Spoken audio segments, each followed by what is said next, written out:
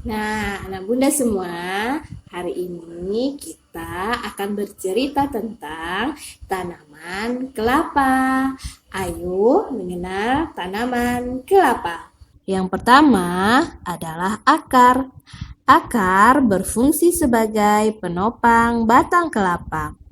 Akar juga berfungsi bagi manusia, yaitu sebagai bahan obat-obatan mencegah penyakit diare, disentri, dan lain-lain. Bagian yang kedua adalah batang. Ciri khas dari batang pohon kelapa adalah permukaannya beralur-alur. Batang kelapa bermanfaat bagi manusia sebagai alat furniture rumah tangga. Bisa dibuat meja, lemari, dan lain-lain. Bagian yang ketiga adalah tempurung atau batok.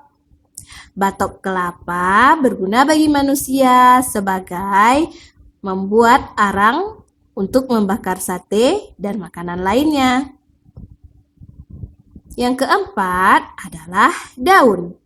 Daun juga berguna bagi manusia. Kalau daunnya masih muda, bisa dibuat untuk ketupat lebaran.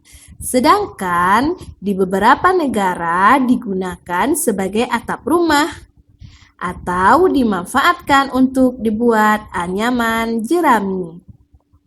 Yang kelima, daging buah.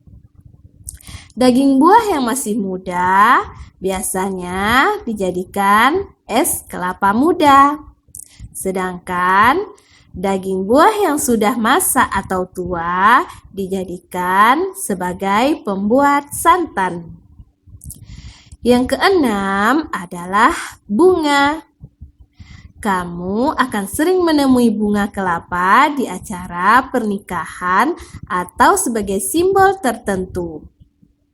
Dan beberapa orang mengolah air nira dari bunga kelapa sebagai gula atau gula merah.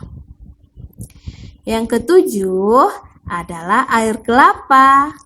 Air kelapa bergizi dan berguna bagi manusia sebagai minuman. Nah, kelapa juga digunakan sebagai makanan bagi manusia.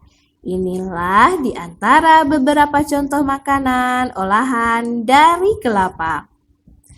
Yang pertama, ada kue pukis, ada kue bolu, kue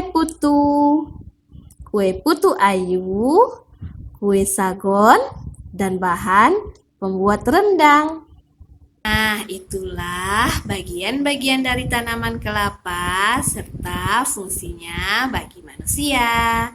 Nah, sekarang ayo anak bunda ceritakan kalau di rumah bersama mamanya, tanaman kelapanya diolah apa saja ya? Atau anak bunda gunakan untuk apa saja ya tanaman kelapanya? Ayo anak bunda ceritakan secara bergantian ya.